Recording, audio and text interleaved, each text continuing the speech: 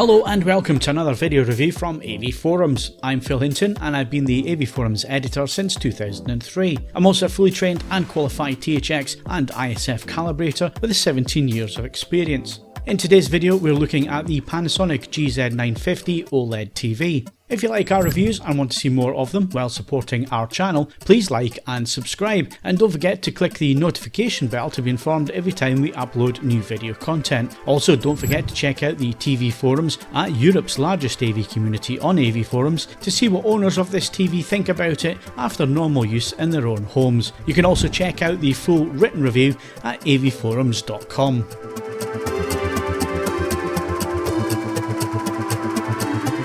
The Panasonic GZ950 is the entry-level screen in the company's 2019 OLED range. It's identical to the GZ1000 apart from the stands, and the GZ1500 adds a speaker bar. All three are identical in terms of features and picture quality. The GZ1000 is the flagship and adds in a custom professional OLED panel and upwards firing Dolby Atmos speakers. The GZ950 features the HCX Pro Intelligent Processor, which is designed to deliver accurate images to the industry standards so you can view content as the creator intended. Panasonic engineers have tuned the panel and the processor to deliver superb black levels with just above black details and a neutral white balance that removes the traditional WRGB cyan tint. Adding to the picture quality lineup is full support for both dynamic metadata, Dolby Vision and HDR10 Plus systems, as well as HLG, HLG Photo and HDR10. There is also a full suite of calibration controls as well as the Calman AutoCal support, and it has THX certification with 2 picture modes for day and night, as well as ISF C3 ready professional modes. A Netflix calibrated mode is also available.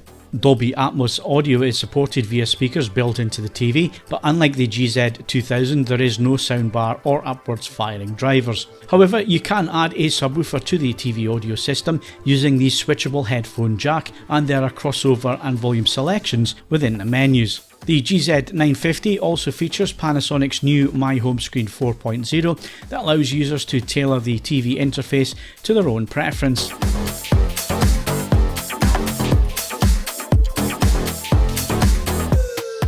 The Panasonic GZ950 has a simple design that is minimalist and sharp. The panel sits on a stand that has a heavy flat plate and the rearward facing pole that connects to the rear centre of the panel. This raises the screen about 2.5 inches from the mounting surface, giving you plenty of room to place a soundbar beneath the screen if you desire. The panel has a Panasonic logo in the centre of the bottom bezel, and a 1mm metal strip surrounds the bezel-less screen. There is an LED power light also visible on the bottom left of the panel, and you can also switch this off. Around the back we have the connections, which are sideways and rearward facing. Sideways facing connections consist of a common interface slot, a headphone and subwoofer 3.5mm jack, 2 HDMI 2.0B slots, a USB 3 slot, RF and satellite antennas, and an Ethernet port. Rearwards we have 2 further USB 2.0 and HDMI 2.0B ports, component RCA and stereo RCA, and an optical digital out. The remote control supplied with the GZ950 is a silver plastic affair, and the keys are well laid out in a logical and intuitive manner. The remote fits with the overall design and the market position of this TV. As we always do within our reviews, we measured the out-of-the-box picture presets to find those that get as close as possible to the industry standards. The idea is that TV must get close to these standards in at least one of its picture modes, so end users can see content as it was mastered and intended to be seen. Calibration is a goal for some users, but for the majority this is not always an option, so actually knowing how accurate out-of-the-box presets are is very important in any honest TV review. We see absolutely no point in assessing and reviewing TVs in only the perfectly calibrated picture modes, as this doesn't reflect what the vast majority of buyers will experience with their TV. Calibration and measurement are important for the overall assessment of a TV, but we don't only focus on the calibrated performance here at AV Forums. The marketing push this year from Panasonic is Hollywood to the home, so we expect the out-of-the-box professional modes to be accurate to the industry standards. After testing 3 Panasonic OLED TVs this year, we also expect most purchase sets will get close to accuracy, even taking into account the possibility of panel variants. The grayscale tracking is very good with just a slight lack of blue, and green is just a smidge too high, but the delta E errors are 2 and under, which is well below the visible threshold of 3. This means that most users shouldn't see any errors on screen or any tint to whites, and gamma also tracks very well to the BT 1886 standards, so for an out-of-the-box picture mode, the Professional 2 setting is very accurate. Moving to the Rec 709 HD color gamut, and again almost all the points are accurate with just a hue error for magenta taking the shines off things slightly. However, this is very similar to all the other Panasonic OLED TVs we've measured so far this year, and the error is unseen by the majority of viewers with delta E errors under the visible threshold of 3. So, well done Panasonic, the graphs could have looked a little more accurate, but with such low delta E errors, the issues in the graphs are actually unseen with viewing material. Like the previously reviewed GZ1000 and GZ1500 OLED TVs, the GZ950 has full manual calibration controls available along with Calman AutoCal. We used both approaches with the GZ950. As you would expect, following the accuracy of the out-of-the-box results, we were able to get reference-looking charts once calibrated. Gamma and grayscale tracking is superb with delta E errors all under 1, which is well below the visible threshold of 3. Indeed, our average delta E error was 0.19, so real reference results here.Moving to the Rec 709 color gamut, and we were able to get excellent results that are reference level with our average delta E errors of 0.21 and a maximum error of 0.3, so absolutely as low as you can get under the visible threshold of 3. With SDR, the Panasonic GZ950 is superbly accurate when calibrated. We measured the GZ950 out of the box in the most accurate picture mode for D65 white point at 671 nits on a 10% window, which is the industry standard testing method. When displaying a full screen white, the brightness drops to 144 nits, but it does have a relaxed ABL circuit, so the panel doesn't suddenly reduce brightness as scenes change to one full of white light. It's more gradual and not as visible to the eye as some of the rival screens from the likes of Sony and Philips. As we always point out, the peak brightness is just one small part of what makes up an HDR10 image, and other factors like dynamic tone mapping have a greater impact on performance. The PQ EOTF also follows the standard to just over 600 nits, where it then rolls off towards 670 nits before a hard clip at 80% stimulus. The grayscale tracking is also excellent at D65, and this all starts to build up a very good HDR10 performance. The DCI-P3 color gamut coverage is also very good, and while the GZ950 doesn't quite reach the full gamut size, it is fairly accurate from 75% and below when looking at the saturation tracking chart. The only issues we see is that there is a slight hue error in magenta, but this is not seen within on-screen HDR10 content. Overall, the Panasonic GZ950 produces an excellent HDR10 performance for an OLED. We measured BT 2020 at 71% XY and 74% UV, with P3 coverage at 96% XY and 99% UV.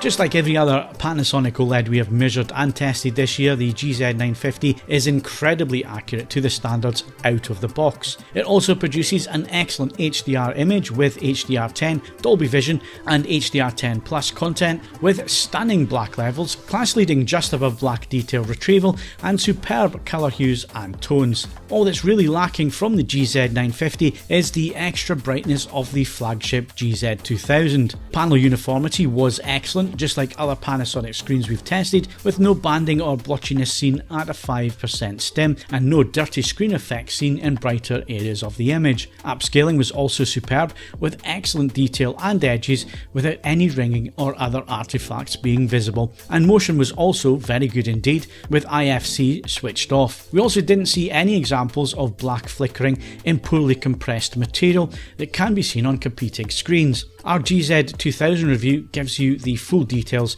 on why that is the case. SDR looks incredibly dynamic and cinematic with superb upscaling and motion with 24 frames per second material. The pull down is correct, so motion is perfect with no induced judder seen. Colours are also superb and look very natural and lifelike with stunning skin tones. The Panasonic look is indeed very cinematic with SDR content. HDR content also looks superb, with excellent tone mapping preserving detail in the bright reaches of the image, with black levels, shadows and midtones also adding depth and scale to the image. The dynamic range is superb with pixel level accuracy, and the ABL circuit is relaxed so sudden changes in image brightness doesn't cause visible changes or a dimming of the overall image. We also didn't encounter any issues of posterization within HDR images or other image artifacts. As with the GZ1000 review, we put the GZ950 in direct comparison with the Sony BVM X300 studio mastering monitor, and with SDR content they were very close in terms of image quality, but with HDR content the differences were more apparent with some colour tones and hues and the overall peak brightness. But the Hollywood to the home message from Panasonic is valid, and the OLED TVs this year are incredibly accurate. Even when directly compared to its peers, the GZ950 on every occasion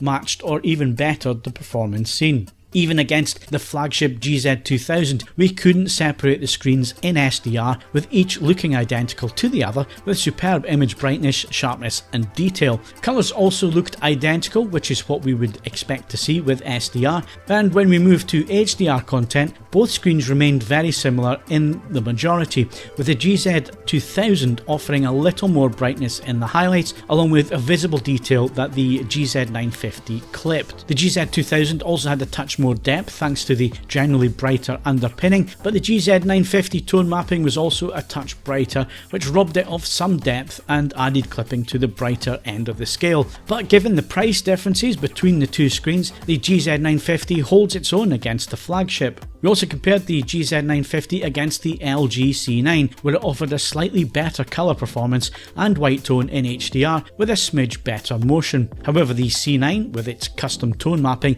and dynamic tone mapping Pro, was also impressive, and we struggled to really separate the two when it came to SDR performance. We also tested the GZ950 against the Philips OLED Plus 934, and again the differences with SDR were minimal, with the HDR on the Panasonic winning out with a brighter and more dynamic image and accurate colours, where the 934 is redder in the whites and has a darker tone map. But again, we're really splitting hairs here. The gaming performance is also strong on the GZ950, with automatic low latency mode available through the menus and an input lag of 22 milliseconds, making the Panasonic fast for the majority of gamers. The My Home Screen version 4 is also an excellent smart TV and OS system that provides all the major catch-up services under the Freeview Play banner, as well as HDR 4K playback from Amazon, Netflix and YouTube apps. The menu system is also a little long in the tooth, but is perfectly functional and has every option you may need in setup and everyday use. Sound quality from the GZ950 is also decent for a built-in TV system, and you can add a subwoofer to add even more weight via the switchable headphone socket. You also have volume and crossover selections available in the menu systems.